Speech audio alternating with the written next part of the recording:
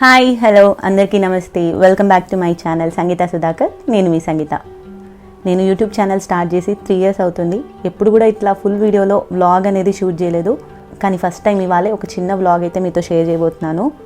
నేను ఎప్పుడు కూడా వ్లాగ్స్లో ఏం కంటెంట్ ఉంటుంది, దానివల్ల ఎవరికి యూజ్ అవుతుంది అని చెప్పేసి నేను ఎక్కువ ఇంట్రెస్టెడ్ అయితే ఉండేదాన్ని కాదు. నాకు ఇష్టం ఉండేది కాదు వ్లాగ్స్ చేయడం.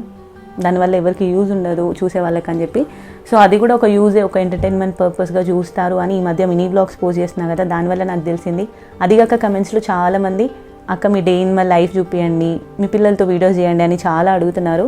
సో ఈరోజు అయితే కంప్లీట్గా డే అయితే కాదు, చిన్నగా ఒక ట్రైల్ లాగా అయితే నా మార్నింగ్ రొటీన్ అయితే మీతో షేర్ చేయబోతున్నాను. ఇవాళ నైటే మొత్తం కిచెన్ క్లీన్ చేసి గిన్నెలన్నీ కడిగి పడుకుంటే పొద్దున పాలు పెట్టేసి ఏదో ఫోన్ వస్తే మాట్లాడుతున్నా, పాలు పొంగిపోయినాయి. మళ్ళీ స్టవ్ అంతా క్లీన్ చేయాలి. ఇప్పుడు పెరుగు తోడేద్దామని అయితే పాలు కాగబెట్టుకొని పక్కన పెట్టుకున్నాను. పిల్లలు ఇంట్లోనే ఉంటున్నారు కదా, అసలు పని పొద్దంతా అవుతుంది నాకైతే. మార్నింగ్ నుంచి ఈవినింగ్ వరకు వాళ్ళతోనే సరిపోతుంది. గంటకు ఒకసారి అది కావాలి ఇది కావాలి, అన్నయ్య నన్ను కొట్టిండు, తమ్ముడు నన్ను కొట్టిండు అనుకుంటే కంప్లైంట్స్ చేసుకుంటే కిచెన్లోకి వస్తారు. నేను రెగ్యులర్గా స్టవ్ని వాటర్తో వాష్ చేయను. ఒక 10 daysకి అట్లా వాష్ చేస్తా తడి బట్టతో. కానీ రీసెంట్గా ఒక లిక్విడ్ చూపించాను కదా, కిచెన్ లిక్విడ్, దాన్ని స్ప్రే చేసి కానీ తుడిచేస్తాను. వాటర్తో క్లీన్ చేయడం కూడా స్టవ్కి అంత మంచిది కాదు. బర్నర్స్లోకి అంటే బ్లాక్ అయ్యి గ్యాస్ అనేది లీక్ అవుతూ ఉంటుంది, లేకపోతే మంట రాదు, అట్లాంటి ప్రాబ్లమ్స్ అన్నీ ఉంటాయంట.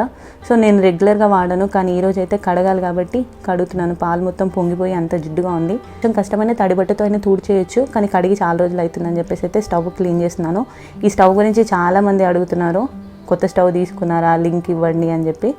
సో ఇంతకుముందు 2 burner స్టవ్ ఉండేది చిన్నది, ఇప్పుడు 4 burner స్టవ్ తీసుకున్నా. ఆన్లైన్లోనే తీసుకున్నాను.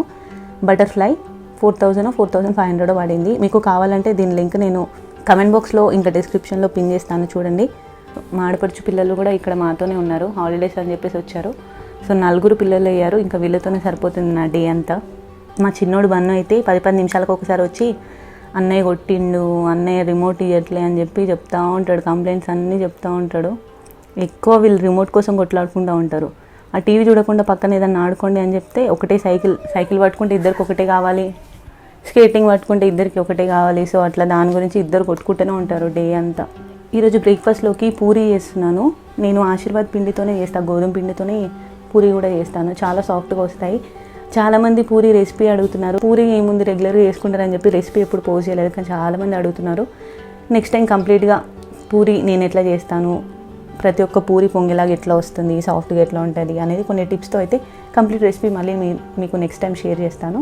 నేను ఒకేసారి బాగా కలిపని పిండిని మొత్తం దగ్గర అయ్యేదాకా కలిపి కొద్దిసేపు అట్లా పక్కన పెట్టేస్తా. సో అది కొంచెం నానుతుంది కదా, దాని తర్వాత మళ్ళీ పిసుకుతాను అనమాట పిండిని, అప్పుడు సాఫ్ట్గా ఉంటుంది. పిండి కలిపేసి పక్కన పెట్టేసి ఇంకా చాయ్, పాలు అయిన గిన్నెలు, బాటిల్స్ అన్నీ కూడా క్లీన్ చేసుకున్నాను.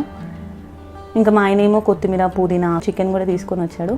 ఇంకా పూరి కాబట్టి ఈరోజు పూరి ఇంకా పూరీలోకి చికెన్ కర్రీ చేస్తున్నాను. కొంచెం డిఫరెంట్ ప్రాసెస్లో చేస్తున్నాను ఇవాళ, రొటీన్గా కాకుండా. సో అందులోకి ఇది ఒక మసాలా కాదు, చిన్న ఒక పేస్ట్ లాంటిది అయితే యాడ్ చేస్తాను. ఇది మా mummy secret masala, secret paste. ఏంటంటే టమాటా, పుదీనా, పచ్చిమిర్చి ఇవి 3 కలిపి మిక్సీ పట్టుకున్నామంటే అది కొంచెం పేస్ట్ లాగా అయ్యి గ్రేవీలాగా వస్తుంది. చికెన్లో పల్చటి గ్రేవీలాగా కాకుండా కొంచెం తిక్కగా ఉంటుంది గ్రేవీ, టేస్ట్ కూడా బాగుంటుంది. పుదీనా ఇస్తాం కదా, కొంచెం బిర్యానీ ఫ్లేవర్ లాగా బాగుంటుంది. బగారన్నంలోకి అయితే బాగుంటుంది, కానీ పూరీలోకి కూడా నేను ట్రై చేశాను.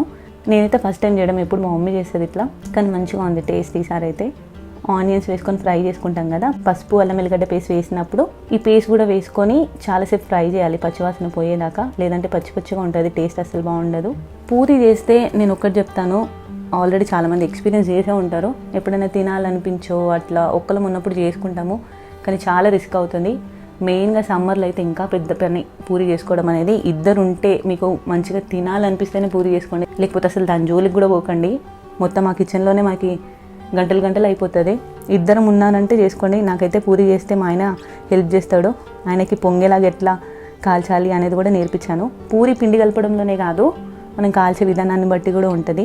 దానికి సపోర్ట్ ఇవ్వాలి మనం అది పొంగే టైంలో. సో అప్పుడే పూరీ మొత్తం కూడా పొంగుతుంది మంచిగా. చికెన్ కర్రీ కూడా ఆల్మోస్ట్ అయిపోయింది. ఈరోజు అది మా బ్రేక్ఫాస్ట్, పూరి ఇంకా చికెన్ కర్రీ. లంచ్ చేయకపోయినా పర్వాలేదు, అంత హెవీ అయిపోతుంది పొద్దున్నే పూరి చికెన్ తినేస్తే. ఇక్కడ నేను మీతో ఒక చిన్న ఇన్ఫర్మేషన్ అయితే షేర్ చేసుకుందాం అనుకుంటున్నాను.